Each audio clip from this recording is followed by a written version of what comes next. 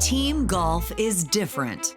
There's just very few opportunities that one gets to play for your country. I can't even find the words to describe how special it is. 30 competitors, 7 countries, 6 teams, 3 days, all female PGA professionals.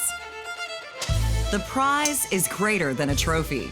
It's awareness and empowerment in the women's game. It's not about us as individuals, but it's about us trying to push the game forward for women.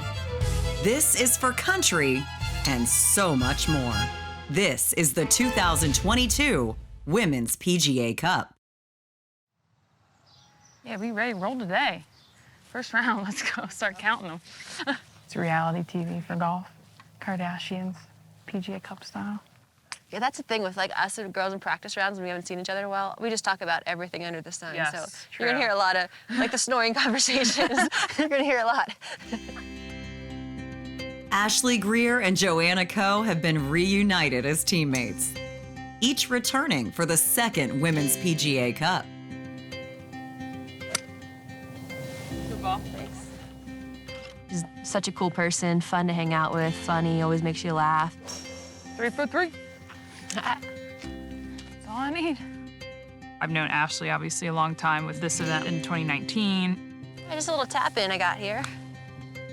Greer, Coe, and the rest of the U.S. team are making their final preparations for this 3-day, 6-team competition featuring PGA professionals from around the world. It was a great inaugural event in 2019. All those countries that participated have come back. We've added another one this year. The hope is that this continues to grow. There are teams of 5 women PGA professionals representing Australia, Canada, Great Britain and Ireland, Sweden, the United States, and for the first time, South Africa. There's really no words to describe how incredible this is for us to be here. We are absolutely honored to be representing the PGA of South Africa. It's always a big honor to have like your home country flag on your arm and play for that and be here with the other Swedish girls. To have the chance to represent Australia in our industry, it's amazing. It's huge. The PGA Cup also features a unique scoring format. Essentially, there's a team of 5, and after each round, the top 3 scores of the 5 count, and then it's just a cumulative total at the end of the 3 days. The team with the lowest score wins. I think it's amazing to get to play with women from South Africa, from Australia. I've never really experienced this before. It's not that sort of cutthroat match play. Yes, it's a competition, but at the end of the day, the more visibility we can get, the more coverage we can get for women's golf, it's not only going to help PGA professionals, but it's going to help grow golf at recreational level. The site of this year's event is Twin Warriors Golf Club, located just north of Albuquerque, New Mexico, in the Santa Ana Pueblo. The American hosts enter as the defending champions after a 4-stroke victory over Canada in 2019 at Barton Creek Resort in Austin, Texas. We have 2 players from that team that are on this team, but the course is relatively new to just about everybody. It's getting used to it over the practice rounds, getting prepared under competition conditions. Our team's ready to go. We have a great team. Everybody's real nice, real laid back. Practice rounds are great, just chit-chatting and having fun. I focus on my Eagles. I never draft a Cowboys player, a Giants player, and then I just kind of let it roll from there. Even though it might seem like we're just joking around, we're really trying to get a good sense of like the lines off the tee, especially this golf course. There's a lot of places where the fairways run out, and so you can't always hit driver. Look at that roll forever with a 7-iron. We're trying to help each other during the practice rounds, and that's what's special about team events. It's a little different. So too is Twin Warriors Golf Club. Wow, so we don't have this in South Africa. It's stunning, the greens are beautiful, it rolls perfect. I said it's like a movie. Twin Warriors showcases a unique layout that winds around 20 ancient cultural sites, offering spectacular views and a stern test. We like to say this is our first opportunity to be involved in an international competition. I think it'll present a fair test. We're really going to see the cream rise to the top and the best team come out victorious. It seems long on the scorecard, but the ball rolls forever here, being up in the elevation. It's a tough course. Between the greens and the rough, there's a lot that we're going to be fighting all week. If the wind stays away, it'll be a whole lot of fun, and if it doesn't, it'll be a test. So. When we return, Mother Nature takes center stage during the first round of play. How is there snow? Which teams will stand firm, and who will get blown away?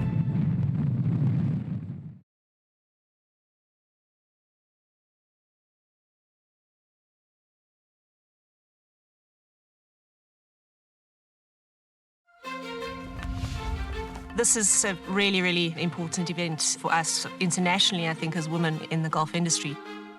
We start off as competitors and we leave as friends, and I do truly believe that we will leave as friends. Women contribute a lot to the golfing industry, and we're role models for all those future young women who want to pursue a career in the industry. So that's what it's all about, really, this week. We're still about, 4% of the workforce of the PGA of America, so we want that number to grow. It's super important for the professionals themselves to look more like our people playing the game. People who are looking to get in the game and see that there are women out here having fun and competing, it's just huge for our sport. Having the next generation be able to look up to these women that are playing at this level is really important as we continue to grow the game. As Thursday dawns, 30 women prepare to battle each other and the elements in the opening round of the Women's PGA Cup. It's going to be cold, it's going to be super windy, so that's going to be a challenge. We just have to play off our experience and just figure out numbers and try to stay patient. Welcome to the 2022 Women's PGA Cup. On the tee, representing Canada, Christine Wong. Unfazed by the morning's wintry temperatures, the red-hot Canadians go 5 under as a team on the front 9. To start off the round, it was pretty calm, pretty quiet, no wind. So for the first 9-10 holes, we took advantage of the good weather that we had. Great Britain and Ireland are just behind at 1 under, combining for 6 birdies and an eagle on their outward 9. The standard of golf was just fantastic, not just from our team, but just from everyone that was playing. It really was wonderful to see. The Aussies find birdies a little harder to come by, but stay within striking distance at the turn, sitting 3 over as a team. We all have to learn how to play in different conditions, learning how to be creative with some different shots, and we just have to play a little bit safer than what we had done the last couple of days. As the United States team begins their opening round, the conditions take a turn for the worse.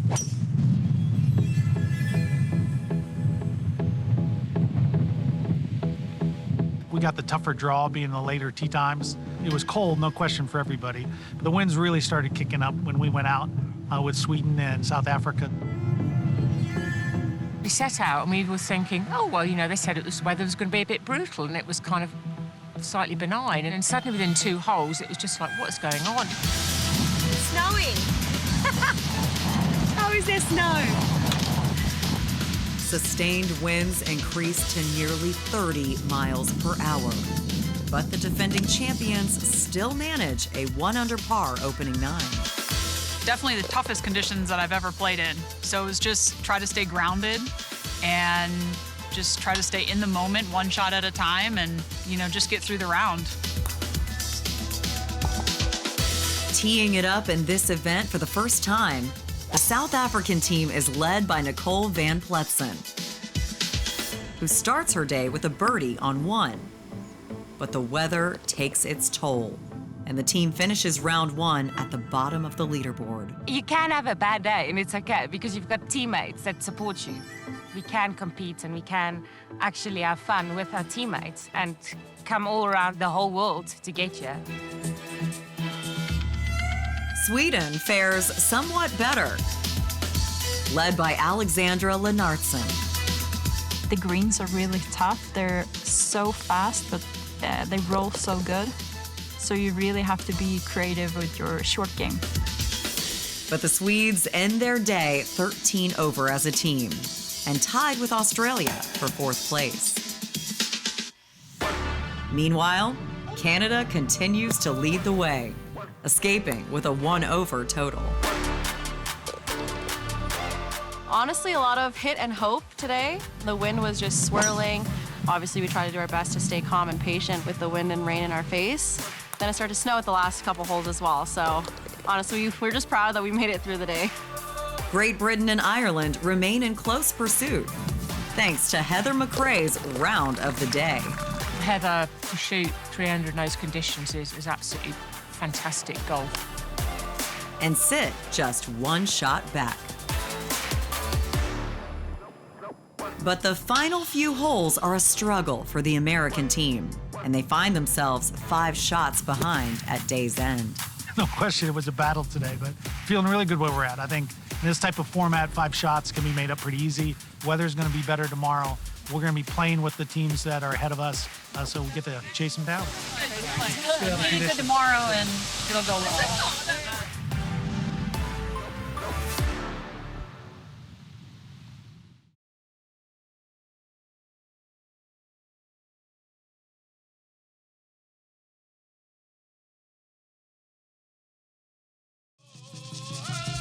Our name is Tamaya, and we've been here for hundreds of years. The Twin Warriors is named after Matse Oyoya, we are 2 war chiefs. Everything has a life, everything has a heart, and our spirits live everywhere. The feeling you get being on this property is really, really special. You can tell how much pride that they have in their heritage and their traditions. You're going to feel the culture of the Pueblo of Santana when you're at Twin Warriors, beyond looking around at all the views. It's a tremendous, tremendous experience. I think it's great that we're here and we're able to play such an incredible spot, but to also acknowledge the lands that we're on and the culture behind it. I think all the players, when they leave here, they'll take part of it with them back home, and I just feel like they got the experience of a tribal cultural area that was just very sacred.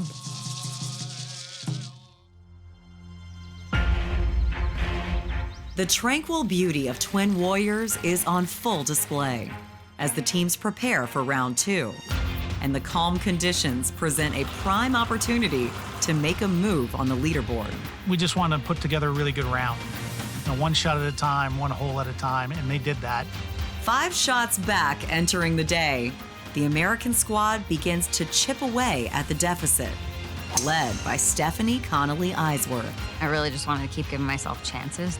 And some of the putts went and some of them didn't, but I was happy with how I stayed patient. I just kept trusting my lines. The U.S. trio of Connolly-Eisworth, Joanna Coe, and Ashley Greer combined for a 5-under front 9 to surge into contention.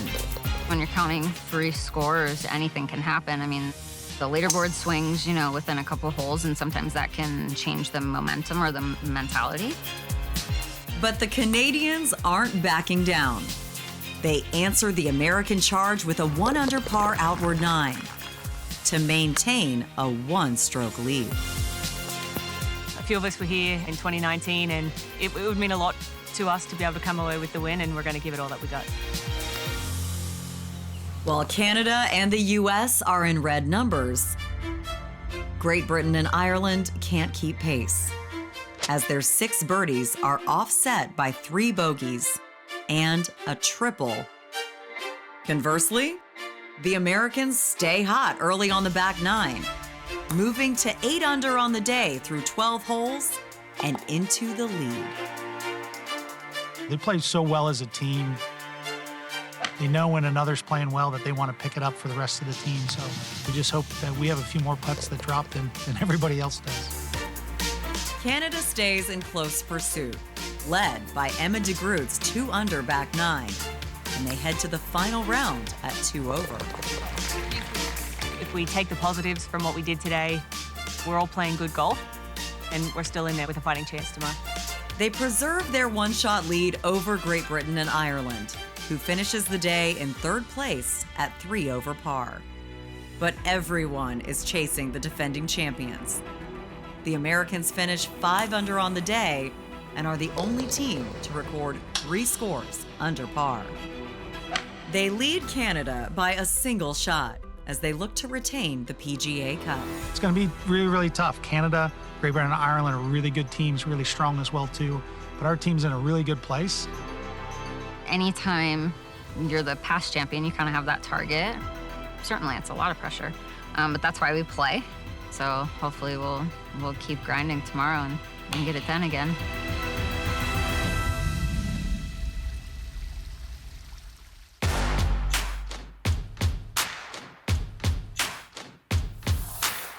Both the course and the competitors ready for an epic, dramatic conclusion to the second Women's PGA Cup. We started the day with a 1- and 2-shot lead on Canada, Great Britain, and Ireland. And we talked as a team, just concentrate on your own game. 1 shot at a time, a hole at a time. Just play the golf course, play your game. If you do that, we're going to be okay. But the Americans struggle to maintain their slim lead in the early going. Kind of a rough start just because I was feeling like I had to do something instead of really enjoying the time with everyone and enjoying every shot. We were kind of hanging in there. Everybody had been hitting the ball really well, but we really weren't making any putts. The U.S. combines to go 2 over on the first 6 holes, leaving the door open for Canada. But they get off to an uneven start as well. Instead, it's Great Britain and Ireland who capitalize on the opportunity. You're looking at the leaderboard and you're like, whoa, GB&I is making a run, and the girl that was making the run was in my group. She was 4 under on the front 9. I mean, she was just throwing darts. Led by Heather McRae, Great Britain and Ireland surges into the lead, taking a 5-shot advantage, pushing the defending champions to the brink. Can the U.S. team mount a comeback, or will a new champion be crowned?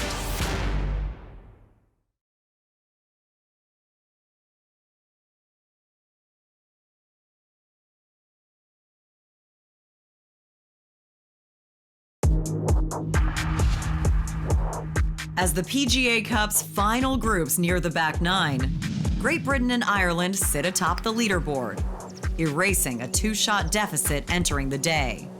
But the veteran American team refuses to panic. I thought, okay, there's still a lot of golf left. I mean, you've got 3 scores counting, and we were only through 5, 6 holes, you know. 2 par 5s coming up, the whole back 9, that's a lot of golf.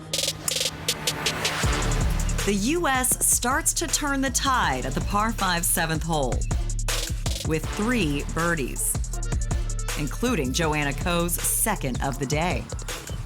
I just try to do my part, just keep making good swings, try not to do anything crazy. I trust my teammates.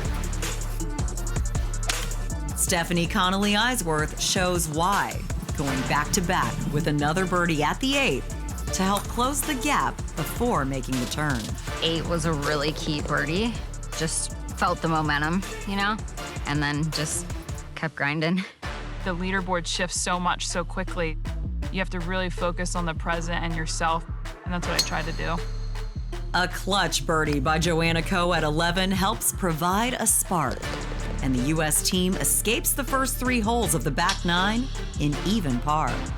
We've seen holes 10, 11, and 12 be really, really tough.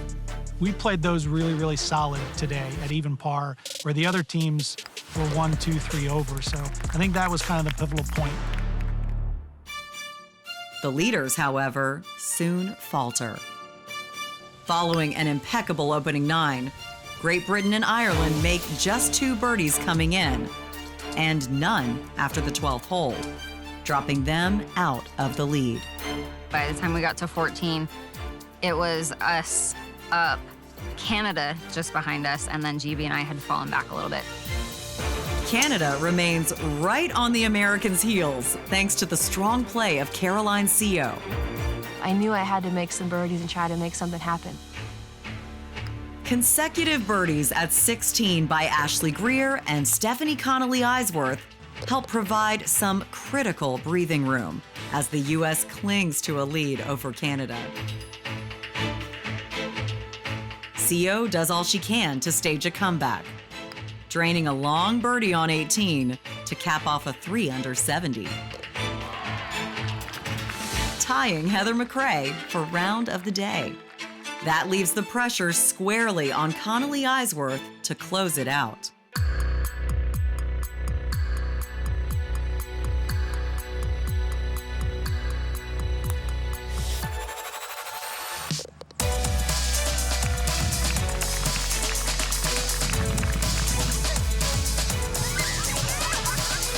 To have everybody run at you, that's the coolest feeling ever. That's cherry on top. Steph's such a bulldog. I knew she'd get it done. That's why I love this game, all these amazing experiences. I'm so proud of the ladies, the way that they played, so proud of the way they represent the PGA of America. It was fun to be able to celebrate together on the 18th green. The U.S. is the only team to finish under par, holding on for a 2-shot victory over Canada, who finishes runner-up for consecutive cups, followed by Great Britain and Ireland in third. That's an experience and memories that these girls will never, ever forget. I will never forget them either. To have 3 teams neck and neck throughout the whole event, I think that says something for women's golf and how good it's getting across the world. I know you sense it in your The thrilling final round is the exclamation point on an incredible week for women in golf at the second Women's PGA Cup, growing the game through competition and community. I hope it becomes a huge event. I want this to be something that women from every single country strive to qualify for every couple of years. It's wonderful how all these different associations are embracing women's golf, and we're truly making a difference in growing the game, and that's just truly special. We're still small numbers, but not only are we, great teachers, great operators, we're good players too. It just creates that awareness that you can work in the industry, you can still compete at a very high level and really have the best of both worlds. These team events really kind of bring you together. They create friendships and relationships that you'll have for a lifetime. Everybody pulling for one another. and it feels like a The captain and be part of these great women and the way that they represent the PGA of America was really fun. It's going to be a special memory that I'll have for a lifetime.